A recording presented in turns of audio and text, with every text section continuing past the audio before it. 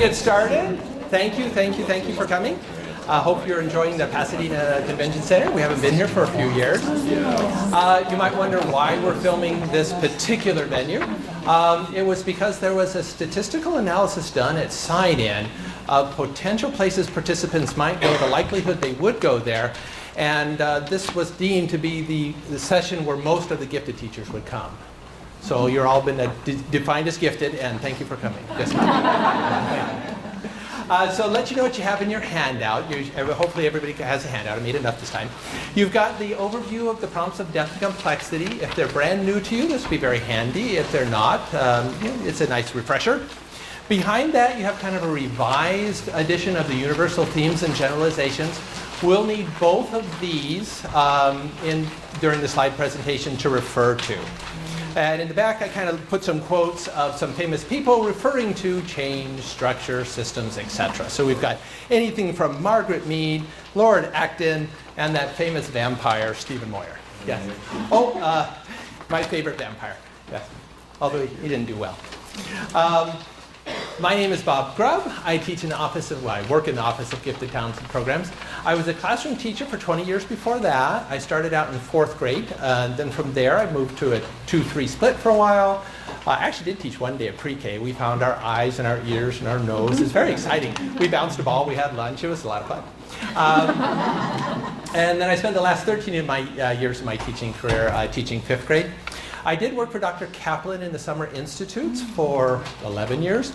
If I was a very good boy, they gave me the middle school, high school kids. So I got the chance to work with these strategies with kids from 2nd grade all the way up to 10th, even with some college kids a little bit later.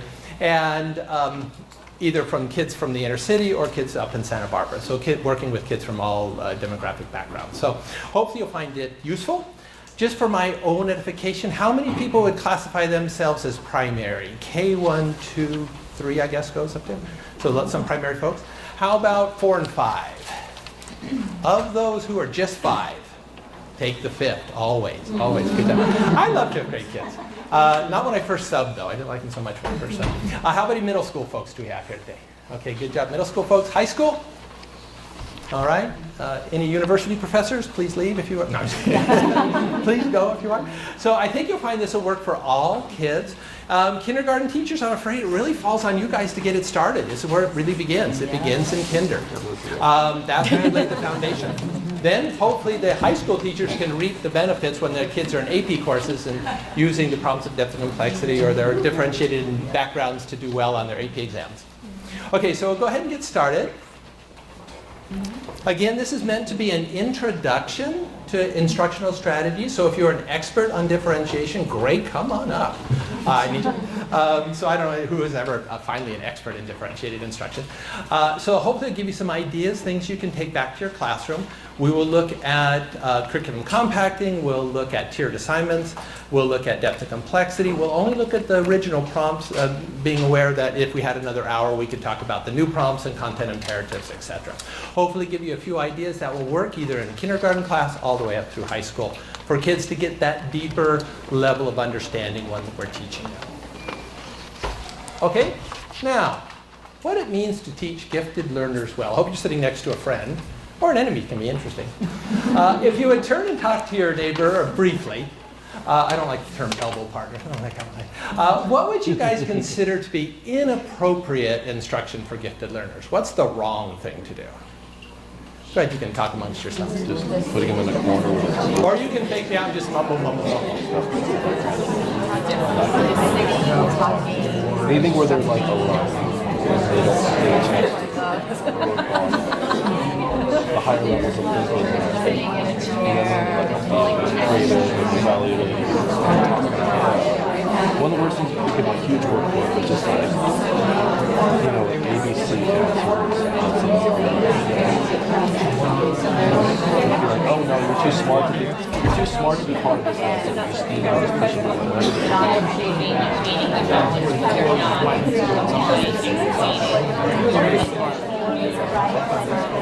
that's right. Depending on my thought anyway.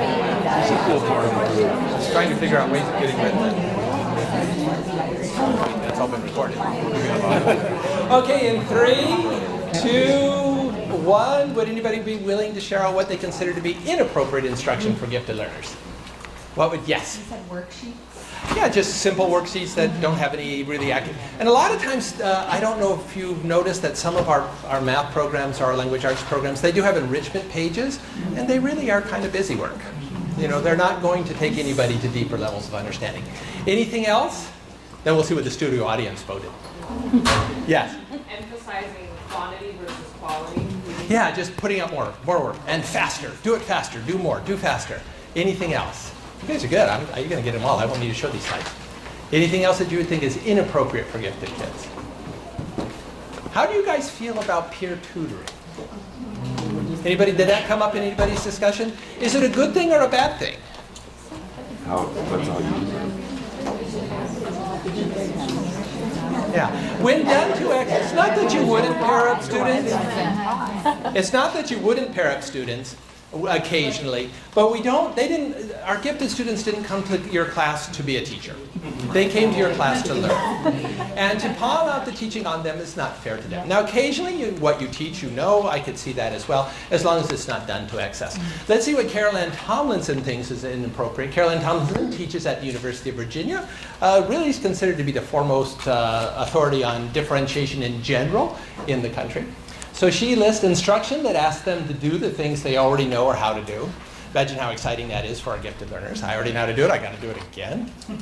Again, instruction that asks them to do more of the same things faster, which came up. Instruction that cuts them loose from their peers and teachers for extended periods of time. My second group of gifted kids that I taught, I had a fourth grader. I was teaching fourth grade then. And I had this boy, Ryan was his name, and he was a really good mathematician. And I said, well, what did your teacher do for you last year? You're really good. He said, she put me in the back of the classroom with the fourth grade math book. That is acceleration, but why did he need to come to school? He could have just given him the book and sent him home and come back at the end of the year. We don't want to isolate our gifted kids because they can do more than, or can do work that's at a higher grade level than their peers. When students spend substantial time in the role of tutor, substantial time, doesn't mean it can't ever be done, but they also shouldn't be, they need to learn something new themselves. And instruction that is rooted in novel, enriching, or piecemeal learning experiences. When your work is done, go get a word search from the back of the room, or get an enrichment page, or generally that's not going to take them anywhere, especially if it's piecemeal, if it's not attached to the curriculum. So that would be some of the things that she would identify as inappropriate instruction for gifted learners. What would you guys think? Again, you can turn and talk to your neighbors, so there'd be some mumble thing I should hear. What would you consider to be appropriate or good instruction for gifted learners? That must be a tougher question. I'm not hearing as much mumbling. That's why we're here. There's that mumble I wanted to hear.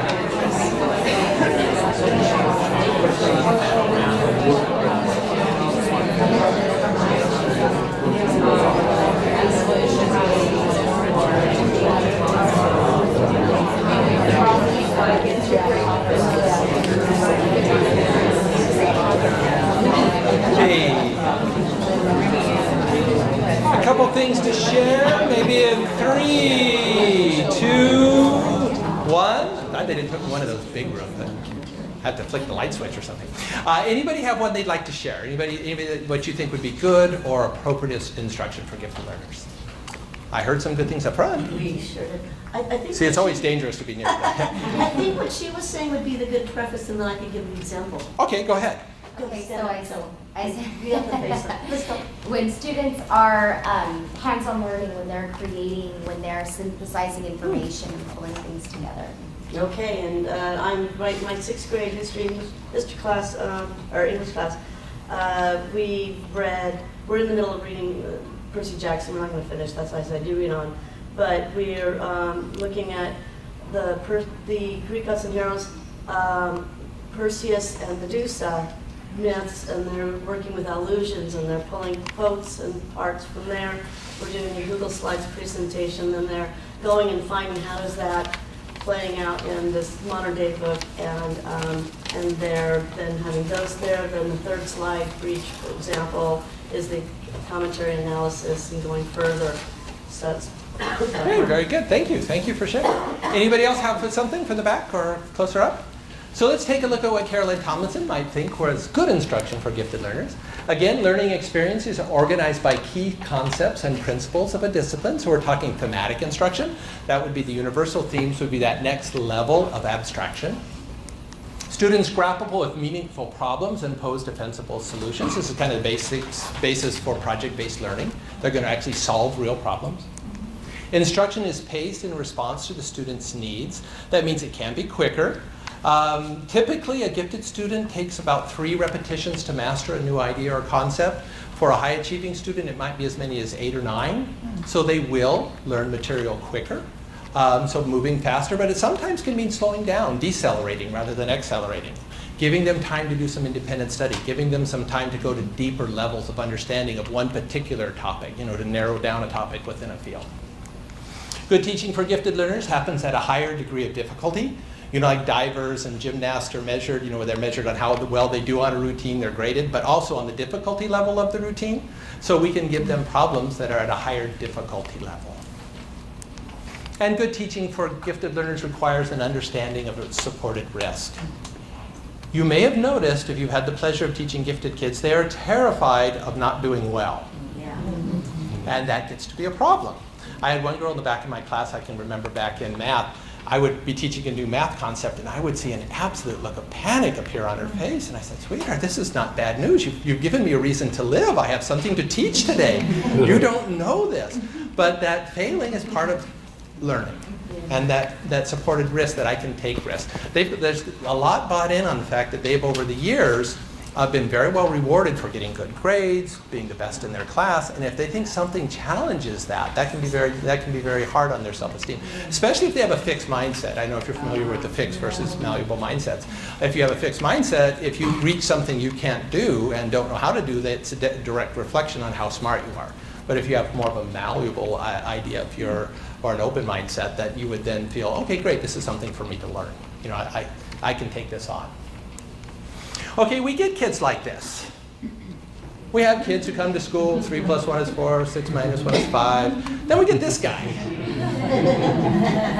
And we're going to get them very young. You see them in kindergarten, you see them in elementary. And of course, as they go through their academic careers, by the time they're getting into high school, they can teach a calculus class. So how many times do I have to tell you you're not supposed to read ahead? If you've ever read To Kill a Mockingbird, this is a little bit like when Miss Finch goes off to first grade and is told that she learned how to read and appropriately cut it out, and although she's reading at a 4th grade level. So what do we do with these kids? What do we do with the kids that come in already knowing what we're going to teach, or even more than we're going to teach? Well, let's see what kinds of kids we appear. Because everybody knows teaching gifted kids is easy, right? It's easy. It's easy. I don't know why you're all here. It's just the easy stuff. Well, this is kind of a composite of kids that I've worked with over the years. So see if you recognize anybody from your own teaching background. Danny is a gifted math student. He grasps math concepts quickly and easily. He doesn't enjoy reading and has difficulty with reading comprehension and writing. He wants to be an architect when he grows up. Then we have Sarah. Sarah is identified as highly gifted and she reads well above grade level. She writes well but doesn't complete her writing assignments. She can't decide whether she wants to be a doctor or a concert violinist when she grows up. Multipotentiality, when you have to find, I'm great at 2 things, when do I have to decide on one? And then I have Kevin. Kevin arrived in your class mid-semester and speaks very little English. His math skills are above grade level, but he has difficulty with other assignments due to limited English proficiency. He enjoys playing soccer and dreams of one day being a professional soccer player. Those are fairly typical of what might appear in our classrooms on a day in and day out basis. And yet, they all could be gifted, they all could be identified gifted, and we're going to meet their needs. That's why there really is no such thing as a homogeneous classroom. Even when they're talking about clustering all your gifted kids together, it's still a heterogeneous group with unique needs. You're going to have to push Sarah in reading. You're going to be asked to teach some basic English skills to Kevin, and Danny's going to have to learn to enjoy reading. You have to get him to like the book before he's done, would be the goal. So what do we do? What do we do with these kids that we've been given? So meeting the academic needs. Really, there's 2 main things the literature shows us we can do. One is acceleration. There's nothing new there. The John Hopkins work on mathematically precocious youth is real clear. If you give kids opportunities to do above grade, that are capable of doing above grade level work, you give it to them, their scores go up. It's especially in English, language arts, and in math. However, we can also do enrichment. So it really comes down to acceleration and enrichment. When we're talking about enrichment, we're talking about taking the grade level curriculum and going to those deeper levels of understanding. For example, we teach Native Americans in 3rd grade. We teach them again in the missions in 4th grade. When we talk about European expansion in 5th grade, we will see them again in middle school and high school. One of my favorite courses I ever took was Native American religions in college. The only difference was how deep I was diving into that topic. So we want to take those kids and pick a grade level topic and let them choose a portion to focus on and dig deep through independent study. So we can add novelty in the approach to the assignment or the product, creativity, which you guys were talking about earlier, and we can add the prompts of depth and complexity to teach kids how to think. Really giving them the toolbox of a scholar, which really starts being filled in kindergarten. I know kindergarten think, we got so much to teach. We got so much, we can't handle this depth and complexity stuff. But really, that's where it needs to begin, to front load experiences for our gifted kids so that as they work through the grade levels, they can start working with those tools with more sophistication. Okay, so differentiation 101 today, we'll be talking about curriculum compacting, which was really based on the work of Joe Renzulli and Sally Reese at University of Connecticut. Tiered assignments. I don't know who is responsible for tiered assignments. There will be tiers, though. And we'll talk about the prompts of depth and complexity and give some classroom examples as well. And you have a great example of tiered assignments here. He's actually speaking here, and he's always speaking when I'm speaking, and I never get to hear him. It's Ed Zagaro. So I don't know if anybody got a chance to see his presentation earlier. Okay, why? We'll start with curriculum compacting. So why should we bother doing it? Why should we boil it down to what the kids know or don't know? Well, students come to your classrooms knowing quite a bit, and our gifted kids even more. Sometimes they'll know 50. I've even seen studies that show they know 60% of what you'll teach that year. That can be a problem in a couple ways. One, boredom for the student, but not being efficient for actually moving that student forward, that +1 learning that we really want for all of our kids. Again, current textbooks have been simplified. I would say maybe rather than dumbed down, but some of them have been simplified. I know some of the social studies texts are not what they once were, so that can be an issue. Compacting provides time for more challenging assignments as long as it's significantly challenging and not just busy work. We want them to be growing constantly. Oh, and by the way, I saw some people taking pictures, and that's absolutely fine. I don't mind. But this PowerPoint presentation is up on our website, too. It's up there. Not all the pictures, because the file gets too big, but all the text does. So how do you do it? It's designed to eliminate redundant instruction and mastered curriculum and match the pace of instruction to readiness. If student demonstrates mastery of a standard or concept through assessment, so it's really important to pre-assess, he or she will receive a replacement task that ensures rigorous instruction and continued learning. Again, used for students who show high levels of understanding and achievement in specific areas of strength. Okay, teachers can use curriculum compacting form. In fact, if you Google curriculum compacting form, you'll see Joe Renzulli's. It'll pop up right away. Okay, the steps. First, you have to identify your objectives, find the appropriate pretest, identify students who should be pretested, pretest the students, obviously, eliminate unnecessary instructional time, streamline instruction for students who are capable of mastering the material more quickly, offer challenging alternatives for time provided by compacting, and keep records, of course, how well the kids are doing. So this is just one way of just eliminating that, what the kids already know. I know I had one student, in fact, when I was teaching 2nd grade, Manuel was his name, and I remember his 1st grade teacher said, "Oh, Manuel's coming, watch out. Oh boy, you're getting Manuel next year." And I said, okay, well, I'll be ready. And so coming in as he was delightful. He was the best little student I ever had, but I don't think he had been challenged. And once he was finally challenged, he was absolutely delighted. I think what had happened, perhaps, I don't know for sure, I wasn't in the room, he found other ways to amuse his mind in those lulls of action for him. So I'm just thinking. I'm just speculating on that one. So this is just one strategy. So kind of the language of the discipline for you guys when we're talking about gifted education, curriculum compacting is part of what we do for gifted kids. So yes? Can you explain what compacting means? Compacting basically you are taking what you're going to teach and you are compacting it down to a smaller portion of the skills that are necessary for that student. Does that make sense? Yeah, I know. Yeah, the verbiage can be a little tricky. Okay, let's talk about tiered assignments a little bit.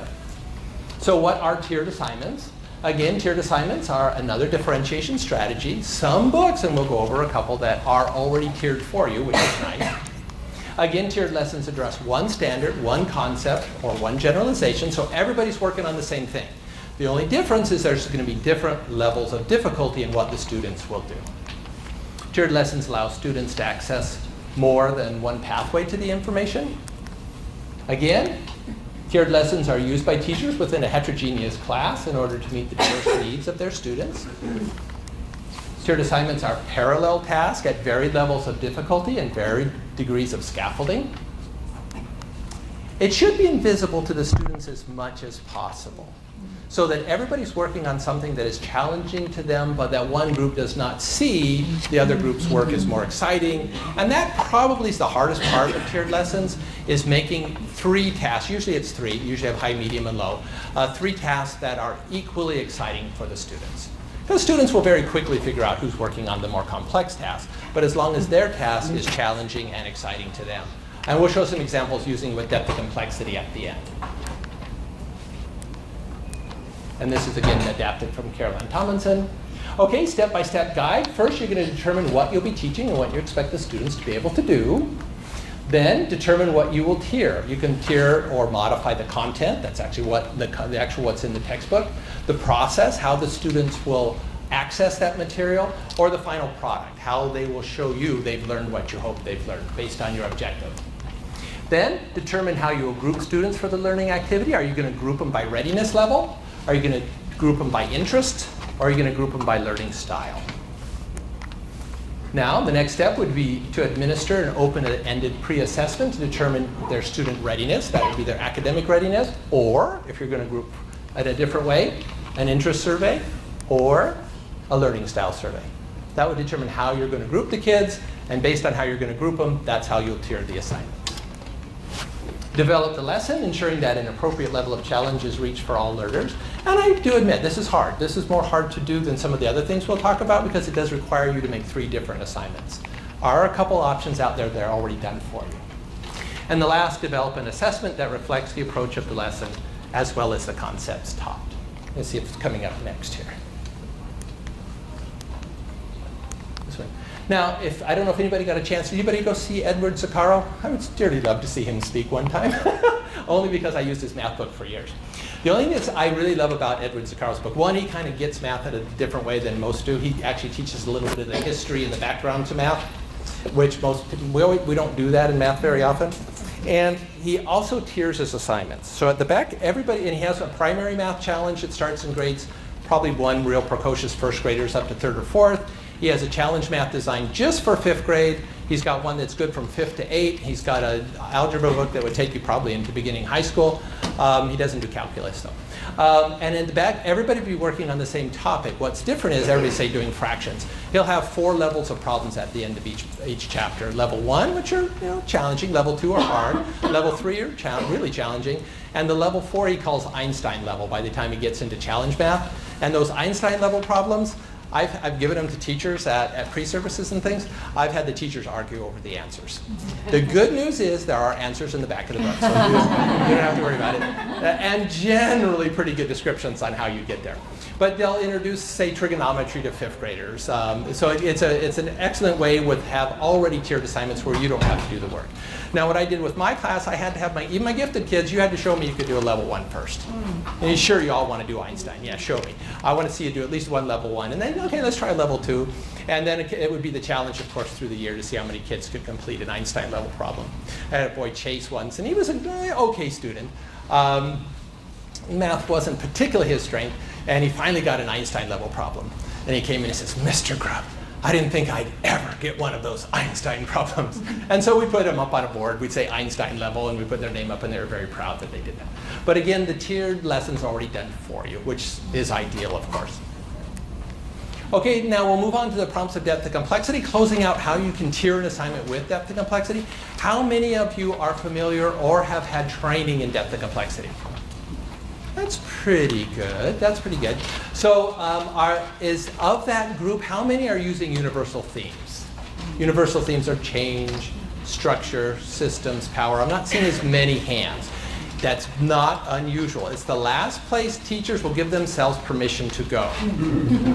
It just seems depth of complexity comes naturally, and you'll see kindergarten teachers, you're doing a lot of this already. High school, it'll make sense when you're analyzing AP questions. But teachers somehow, and we're going to do it together, we're going to work on a problem together, fear to go to the universal themes. And it's really a shame because I think it's one of the easier ways to differentiate a lesson and is valuable because gifted kids think abstractly at an age earlier than their peers. That's one of the reasons we identify them as gifted. So giving them opportunities to do that abstract thinking in their lessons becomes very valuable. So the problems of depth and complexity were created by Dr. Kaplan over at USC. Don't feel bad, Bruin. She got all of her education over at UCLA. She got her doctorate there, and then she went to work at USC. She's been at SC for a long time. Okay, the prompts are visual cues for critical thinking. They're interrelated and reinforce one another. For example, if I talk about ethical issues, of which I don't think we have any more of those, do we? None of those? I almost always have to include multiple perspectives, don't I? You can't, all ethical issues will imply multiple perspectives.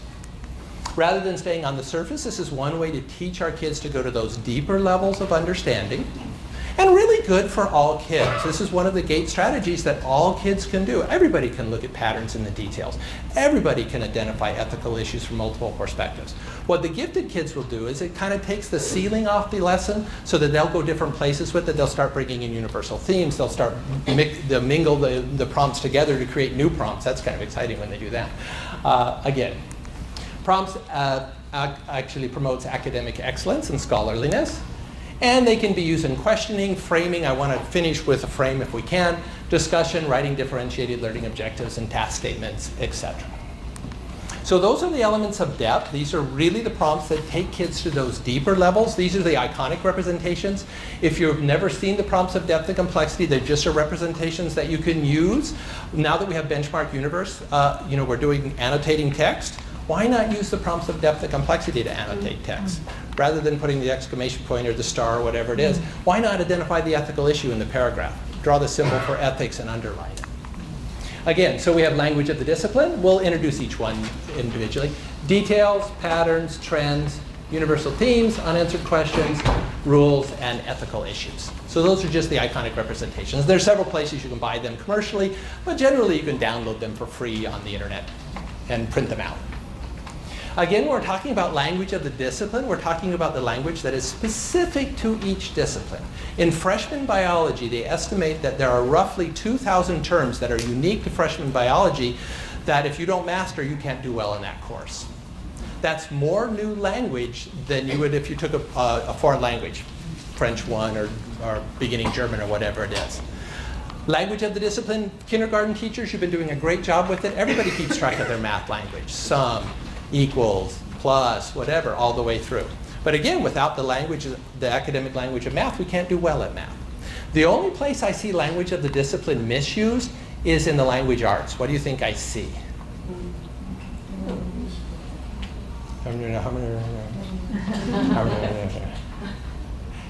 Any ideas? What would be an example of language of the discipline in language arts? Vocabulary. There's the one, yeah. The story's vocabulary would not be language of the discipline. That is important. The story's vocabulary is very important, but it's not language of the discipline. Terms like literary terms. Exactly. Is setting, plot, conflict, a metaphor, simile, whatever. The terms that you use to analyze text. So that would be the language of the discipline in language arts. How are they misused? Well, not misused, but it's just not language. A lot of teachers identify the vocabulary of the story as the language of the discipline, which is just that's just the vocabulary specific to that story. Okay, some examples. This is just some earth science terms that we cannot understand earth science if we don't have those terms. A little bit later, kids can do trigonometry at fairly early ages if you give them trig tables and calculators, but they can't do it without understanding the language of the discipline. Opposite, hypotenuse, what's adjacent, what's a cosine, what's a sine, etc. Once they have the language of the discipline, they can use that language to define the rules of trigonometry. And the SOHCAHTOA comes, some 9th grade teachers, kids that I was working with. So they say, Mr. Grubb, have you ever heard of SOHCAHTOA? And they had fun messing around with me until I figured it out. And then I tortured 5th graders for years after that. I mean, tutored. Okay, details, of course. Kindergarten students can very easily understand details. Have a student stand up. What color is your shirt? It's red. That's a detail. Details sometimes, oh, they're so simple, but ask Benedict Cumberbatch how important details are when he's being Sherlock Holmes. And you can tell everything there is to know about you just by the cut of your pants or the lint on your sleeve. Again, details are important. We want our kids to be able to describe characters in a story in details. Science teachers, details are everything. Looking for patterns in those details is everything. So again, sometimes details arrange themselves in a way that allows us to make a prediction. That's what we want our kids to do when they're learning to read, make predictions about what will come next. They'll do that based on patterns. If I'm reading Harry Potter and I've read 3 books and Hermione Granger has been a great student in all 3 books, I'm going to kind of guess by book 4 she's going to be a great student, and maybe I can skip book 5 because that's that really thick one. She's going to be a great student probably in all of them. But think about science. Think about what Darwin did when he went to the Galapagos. He went to the Galapagos, gathered up the finches, didn't really look at them while he was there, brought them back to London, spread them out on tables based on the island they came from. He noticed that there were patterns in the details depending on the island the bird was from. Then he went to find a rule that would explain that pattern. It didn't exist. So that's where he came up with this theory of natural selection. That's what scientists do. Either begin with an unanswered question or can't explain a pattern they see in nature. So let's do a pattern together. Details form patterns. Patterns allow for prediction. What term comes next? I hear some sevens. Anybody have some? Somebody's going 9. 9, do I hear 9? And really, I will ask the kids, and I would do this every year. This would be one of my first lessons, is details form patterns. How many details does a pattern make? Can you really be confident with 2 details? I mean, it could be easily 7, and it could be easily 9. Might even be something else. It could be 16 for all, and there would be some logic there too, because it's multiplying by 4. So it could be any number of numbers. So let's give you a few more details. Okay, do you feel more confident? And you feel better because you've been vindicated. So it is 1, 4, 9, 16. What would be the next 3 terms in that pattern? 25, 36, 49. Okay, so elementary school teachers first. Because I sense there's some high school guys here. It depends on the age you do this with kids. You'll get different answers. What defines that pattern? What's happening between each number that you can determine what's next? Didn't know there'd be a math test. Adding? Yeah, it's +3, +5, +7, +9, etc., etc. Now, there is another way to define that pattern, and that would be, I'm counting on my upper grade folks. And squared. They're perfect squares, right? They're all perfect squares. 1 squared, 2 squared, 3 squared, 4 squared, 5 squared. That pattern for perfect squares will hold forever. If you're squaring 179 and 180, it'll just be the next largest odd number. You'll add to the previous one, and that will be the perfect square. The fun thing to do with gifted kids is say, why is that pattern there? Why does it work? Okay, we'll do another one. This is one of my favorite patterns. What would be the next 3 terms in that pattern? It goes 0, 1, 1, 2, 3, 5. Oh, I did it right. I know I got my ringer here. I got a guy. I got the guy. You say 8. Okay, 8 after 8, 13, and then 21, and then it'll be 34 and 55 and 89, etc. Now, this pattern has a name. It's a very famous pattern, a very important pattern because it does something for us. Anybody know the name of said pattern? Okay, I'll let you go. Fibonacci. Yeah, this is the Fibonacci series. This is anything that grows in a spiral, whether it's a snail shell or a galaxy or a hurricane or a pine cone, follows the Fibonacci sequence. More excitingly, botany. In botany, plants often have the number of petals that reflect Fibonacci numbers. They'll have 3 or 5 or 8 petals, up to 55 or 89 if they're sunflowers. The fact that math evolved into something that could describe phenomena in nature in this way makes the connection, that link between math and science. And scientists know this. All of their papers are really boiled down to usually mathematical formula when they're done. Mathematicians often find phenomenon that should be in nature through mathematical principles that the scientists haven't found, only for the scientists years later to say, oh, you guys were right. So again, sometimes details will form patterns. Patterns can then define the rules. Now this is a lot easier to even if I wasn't teaching, I was just teaching language arts or social studies, I still would introduce details and patterns in math because it's very concrete, very easy to understand. But however, if I have students read a story, do I not want them to read the details in the story? I want them to look for patterns in those details, and I want those patterns to be able to define the rules of the society in which those kids live, either written or unwritten. That would be a whole different use, but still using how details form patterns.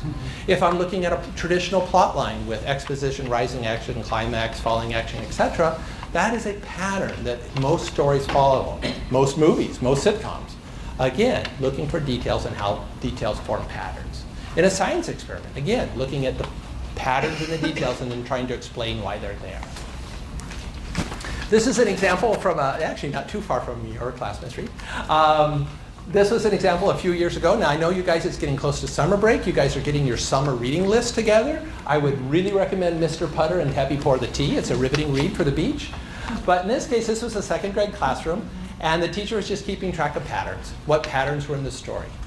Kindergarten teachers, everything you teach is patterns. Brown bear, what did you see?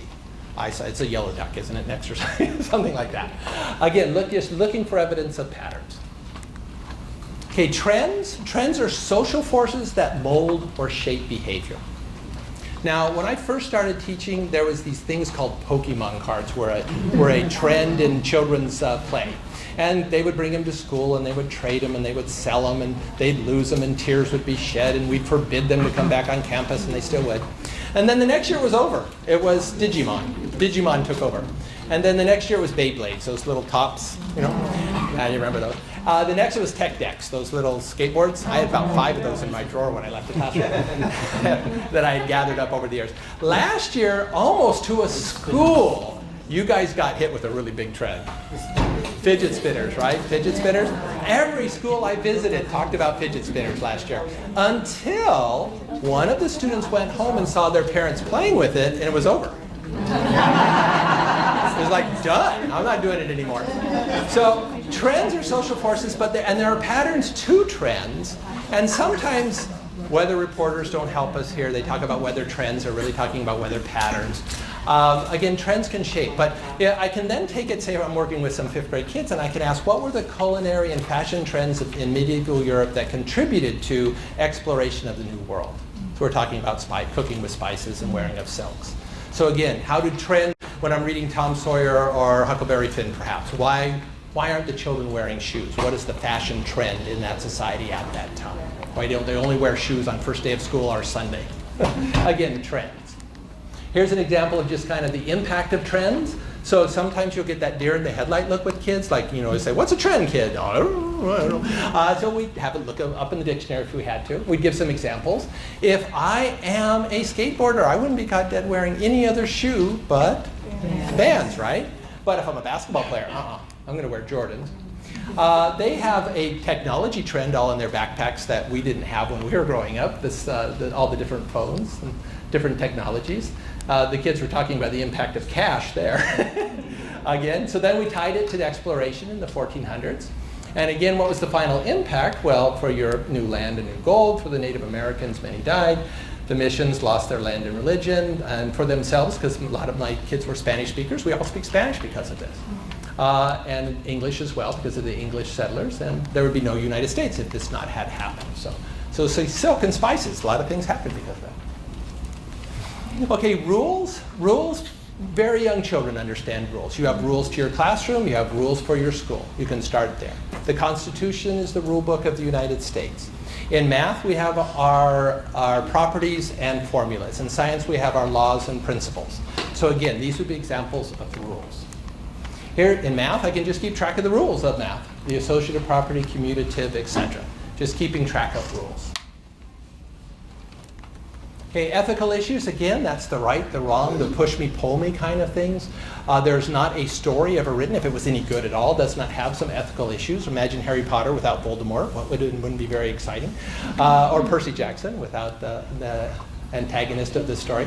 There's not a period in history that does not have ethical implications in it. We can talk about ethical issues of scientific discovery, etc. So there's some examples of discussing ethical issues. Again, if you're not going to read Mr. Tabby Pours the Tea this summer, I recommend David Goes to School. It's a good one. The sequel is quite good. Anybody know the name of the sequel? No, David. Yeah, no, David as well. His behaviors have some ethical implications. Interesting. The California missions, obviously, they had ethical implications in what happened to California, what happened to the Native Americans, etc. The American Revolution, what was the impact of the ethical consequences of that? How about the water cycle? Why would somebody put that as an ethical issue? Oh, why about the ocean? Oh, pollution. Yeah, that's actually a couple people have brought up pollution. Yeah, pollution is one example of what could happen. They say the next war will not be fought over oil. The next wars will be fought over access to clean water and having access to clean water. So we can, even when we're talking about the water cycle, we can talk about ethical issues.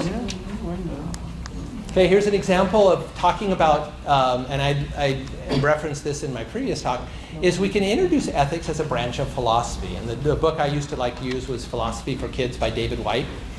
For the older kids, there's The Unexamined Life, same author. So in that book, he introduces ethics as a branch of philosophy, defines what it is. We broke down philosophy into its component parts.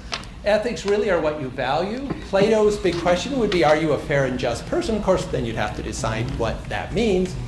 And again, our students should know who Plato is. And they should be able to quote Plato at a very early age. I think the first duty of society is justice, is the way that first chapter closes out in the David White book by Alexander Hamilton. If you want to have a great discussion with a group of kids, ask them after you've exposed them to that quote, how are we doing? How are we doing with that? Are we doing a good job with keeping the first duty of society being justice? And for Socrates, ignorance is the only evil. So again, one way of introducing the idea of ethics, but kicking it up a notch by also linking it to philosophy. I don't know if I have the picture of the book or not. Now, unanswered questions are unanswered. That's why they're unanswered. Fifth grade teachers, what happened? Where's a fifth grade teacher? You earlier were here. What happened at the lost colony of Roanoke?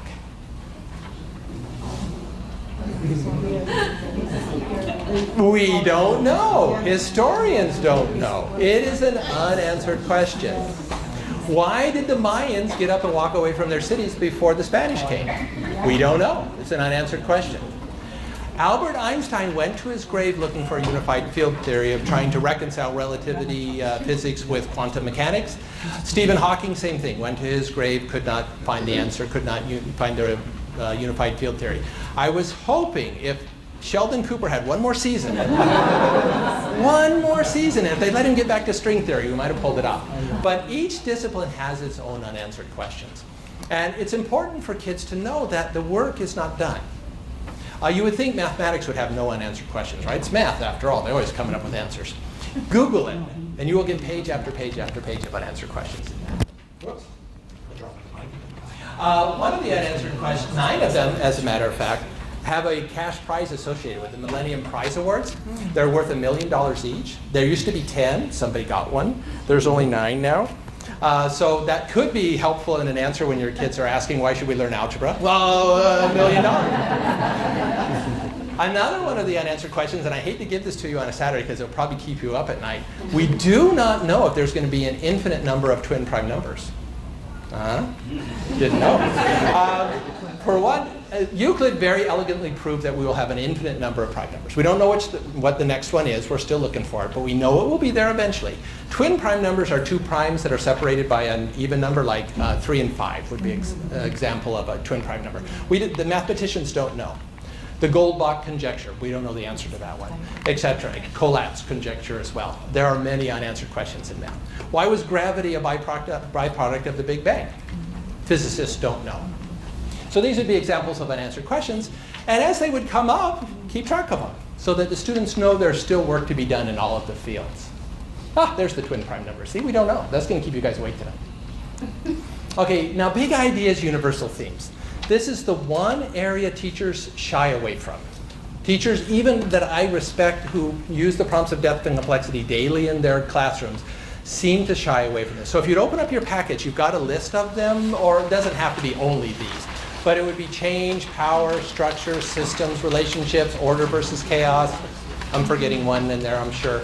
Again, universal themes are, and now if you're looking at the next generation science standards, When you're looking at cross-cutting concepts, you're going to notice radical thoughts like structure, systems, change. So this is not just going to be for gifted kids. It's going to be for all kids studying science soon. So these are coming, so it'd be good for us all to feel comfortable with them.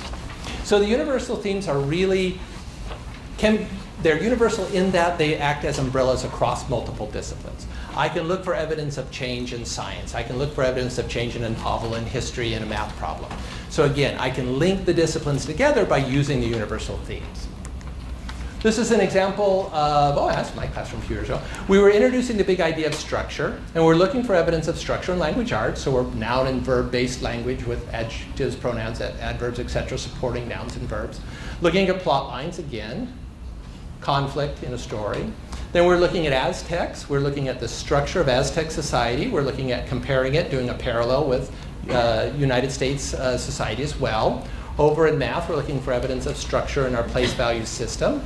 In PEMDAS. I would always tell the kids at the beginning of the year, some people grow flowers, some people grow trees. My job is to grow dendrites. So then we'd have fun, and one of my students decided to draw a picture of a dendrite there, so there's our dendrites. But it has a structure as well. There's a structure to it. What this does is give a conceptual basis for organizing and connecting knowledge to each other. It connects it, makes those connections, so that it's not facts taught in isolation. So let's do one together. I think that's what's next. No, we won't. Here's another example. So here we're reading The Hobbit with some kids, and so we're looking at the big idea that power may be used or abused. We're just now looking for evidence to support it. We define what that is. What does it mean that power can be used or abused? Well, you can use power for good, you can use power for evil. What does that mean? So we look for evidence in the story. The kids thought that the Elven King abused his power by putting Thorin in prison. Bilbo using his power to help the dwarves. He also uses Sting to kill the spiders, but then the kid says, wait a second, multiple perspective here. To the spiders, that was an abuse of power. And again, what did this contribute to in the story? So we're talking one of the content imperatives. The dwarves begin to think Bilbo is an important part of the team. So just using the prompts of depth and complexity kind of organize our thinking about a story. So let's see how hard it is to do. Think about that beloved childhood story, Charlotte's Web. It's really hard to find one book that everybody has read. You know, they say that Kill a Mockingbird might be the last one, the last book that we've all have a shared knowledge of. Think about it. Look at your universal themes. The list of universal themes. Don't go to the generalizations. The generalizations are the sentences. Change is inevitable. Power can be used or abused. Go just to the one word, or of course, order versus chaos, 3 words. Which one do you think would match up well with the story Charlotte's Web? Which one would you choose? And don't forget, there's 2 sides to the paper, so look on both sides. Right, and go ahead. I hear a couple. I hear interesting. What do you teach, Brian? You're very good at the math. You're doing well with your math. Without Fibonacci, I tell the kids that they'd be doing their homework in Roman numerals. But they would. He brought back the Hindu-Arabic number system, too. You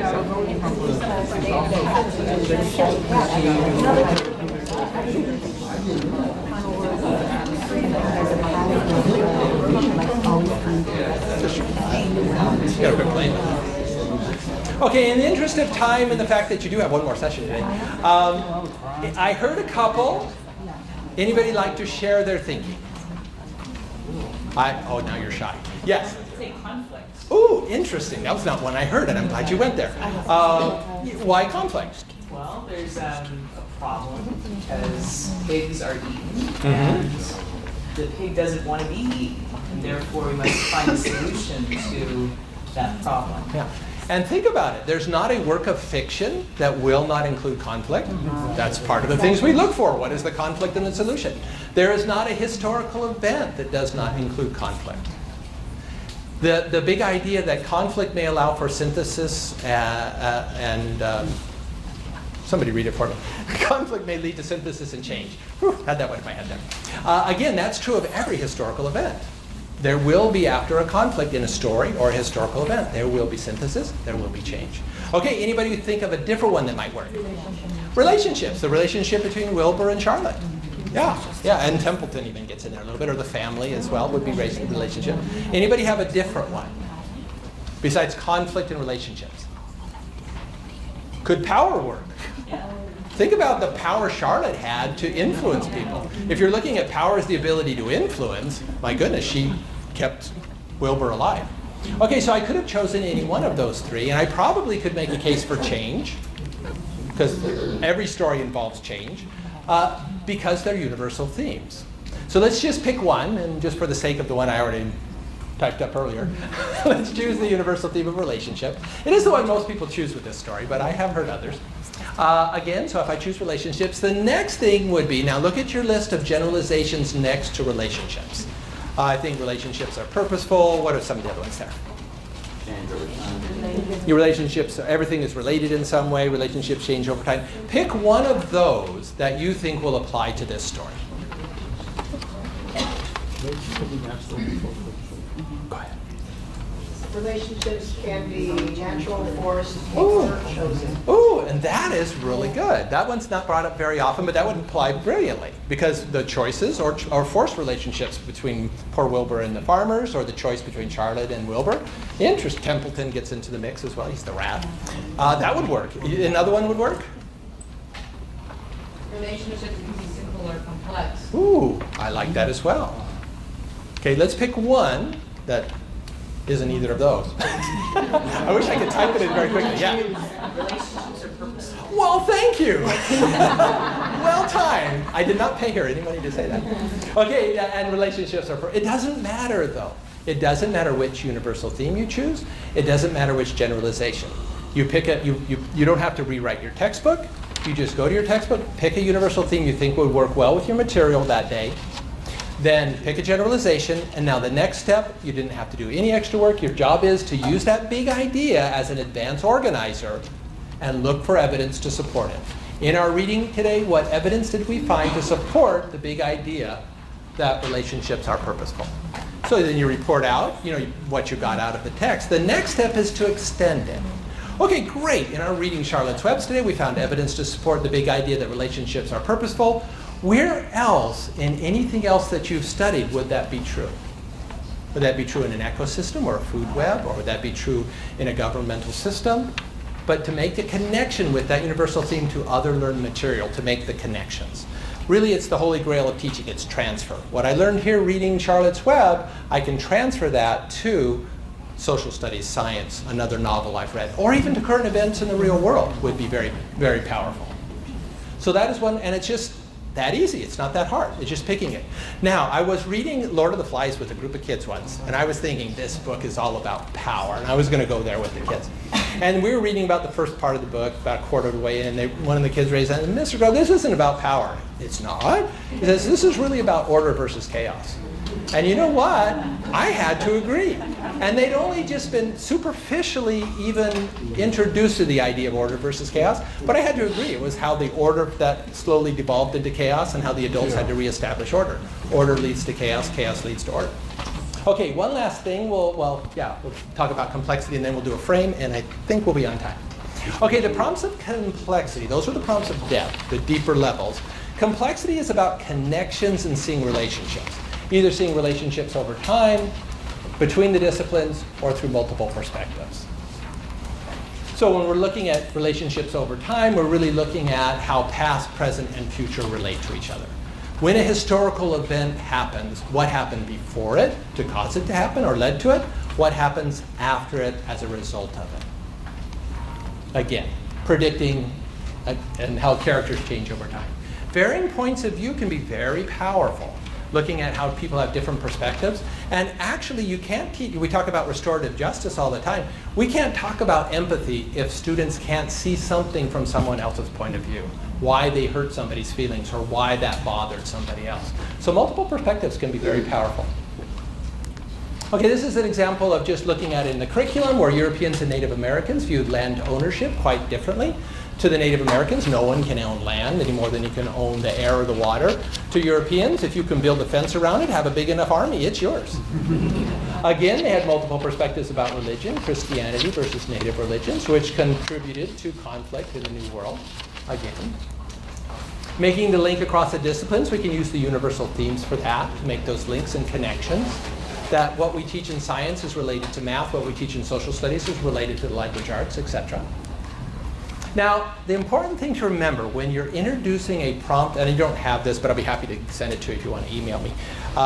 It's just a basic way to introduce the prompts of depth and complexity if the students have never seen them before. You're introducing a prompt for the first time. From a cognitive load point of view, we can work with about 4 to 7 bits of information in our working memory, and once that's full, we shut down. And you've seen your kids when they shut down for various reasons. They're done. It's full. So we don't want to introduce a new prompt and new curriculum. If we do both at the same time, we're overloading that working memory. We want to introduce it in a way that they know what they're doing with that prompt before I apply it to the new material. So we want to introduce the prompt, define it clearly, practice with the kids. Where else have you seen it? We'll show you an example in a moment. Apply it to the standard, summarize, if I'm looking at ethical issues, what ethical issues did we find, and then extend it. Where else do we see this in what we've studied to make that connection between the disciplines? So this is what it might look in a second grade social studies class. Introduce, show a copy of various rules, traffic, classroom, etc. So I'm introducing the idea of rules. Define rules and their importance. Then practice. This is the important part. What do you think rules are? Can you give me an example of a rule? How about you? What are rules? So I know not everybody, but I know that the class knows what they're working with. Then I can apply. Explain how the US and other countries make laws, carry out laws, determine whether laws have been violated, punish wrongdoers, etc. And then as kind of a follow-up at the end, bringing in one of the new prompts of depth and complexity, I thought it would be fun to discuss motive and how it relates to the creation of laws. That might be an interesting discussion even for second graders. But again, important. Introduce, define, practice, apply. You only need to do that once with a prompt. Once they've got it, they can start using them in more creative ways, making frames, etc. So we'll do a frame. Yeah, we'll have time for a frame. Okay, think about that fine historical event, the Boston Tea Party. Now look at your prompts of depth and complexity, which is the top of your page you've got. Which of the prompts, now we're going to choose 4, assuming that the students have been introduced to the prompts they'll be using. Which 4 would you have the students use to investigate the Boston Tea Party, to really understand that event? You can use one of the universal themes if you want, or any of the prompts, but it's got to be 4. Trends. Okay, I hear trends, and because we're kind of running short on time, I might just, yes. Why trends? Just because they can think about what caused the Boston Tea Party and what effect the Boston Tea Party had on the present and future time. Yeah, and really we would be looking at the trend of tea drinking. I mean, that was very powerful. That was a very important statement to throw that tea into the harbor. Anything else? Yes? Ethical issues. Could have been a couple. What would you identify? Destroying property. Yeah, it was it right for them to destroy property? Was it right for them to dress up as Native Americans? There were ethical issues there, indeed. Was it right for the British to do what they do, to close the harbor or impose their laws? They didn't close the harbor afterwards, by the way. Yes? Taxation without representation. So what would you, what would you put that in terms of depth and complexity? That's good.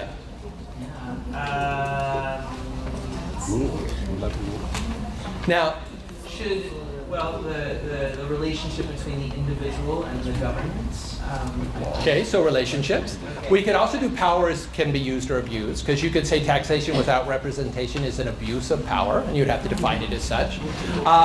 Almost always, you can use details, of course. So let's look at some things we could do. We could definitely just give me the details. When did it happen? Where did it happen? Give me the time, who was involved. I could certainly look at it from multiple perspectives, from the point of view of the loyalist, and then the point of view of the colonists, the point of view of the British, etc. I can certainly look at the rules, what rules contributed to or led to the Boston Tea Party happening, what rules were a result or consequence of. And then finally, I can look at the big idea, power can be used or abused. Now, by framing a lesson like this, it allows the kids to, you can actually frame the paper, have the kids create a frame fairly simply, and then they can actually fill in the material. They go home and they list the details, do the multiple perspectives, cite the rules and the big ideas. And it could look something like this. This was actually New Taxes and a Massacre. That was a different one. But anyway, again, the rules. What were the rules? Stamp Act, etc. Who are the multiple perspectives? Colonists versus the British. How was power used by the British? What was power to the colonists? Because they could protest or boycott. To the British, it was military wealth.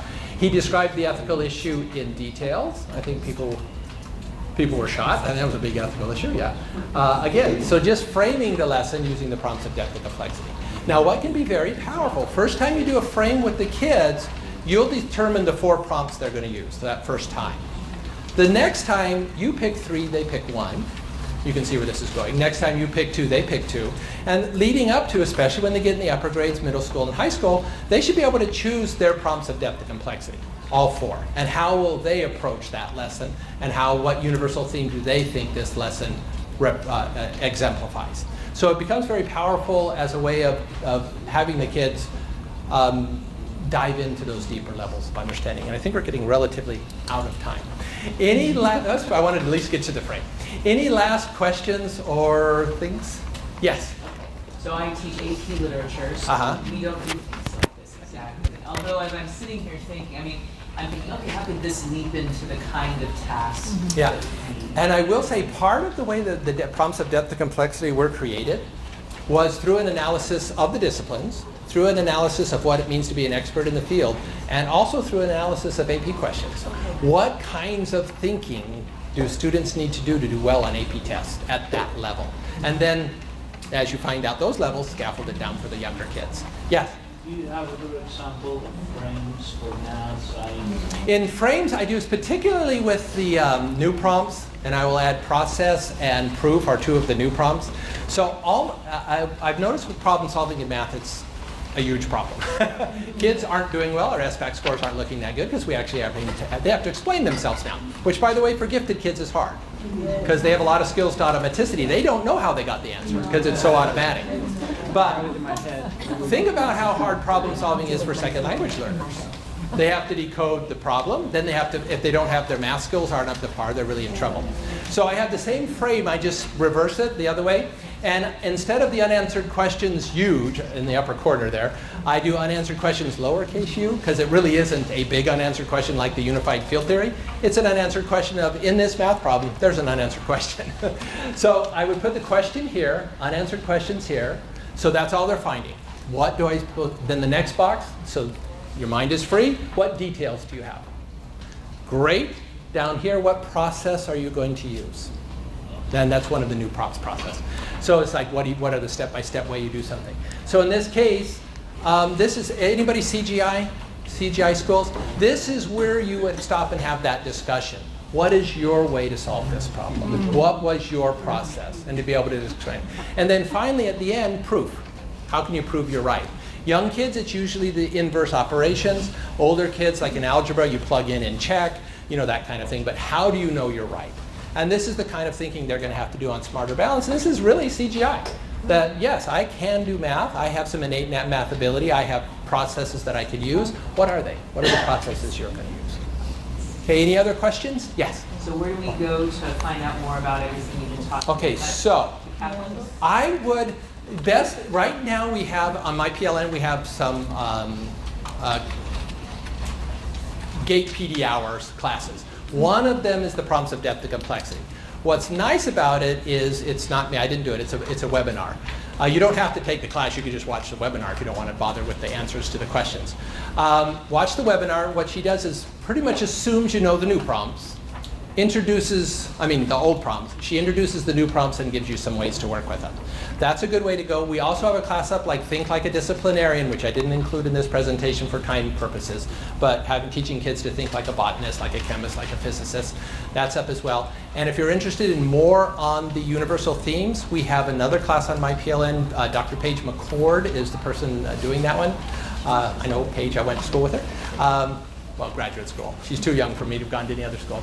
And she does interdisciplinary concepts, so that'd be universal themes. And she'll also talk, now I talked about deductive reasoning because that's the easiest, because you start with the universal theme, look for evidence to support it. She also takes you through an inductive reasoning lesson where you gather facts, cluster them, label them, and the kids create their own generalization. Based on my PLN, yeah. Complexity, and what was the last Interdisciplinary concepts and Think Like a Disciplinarian are the 3 best for instruction. Yeah. And this is up online. Yeah. This is up on our webpage on the resource page for the GLACA where you signed up. This will be on there.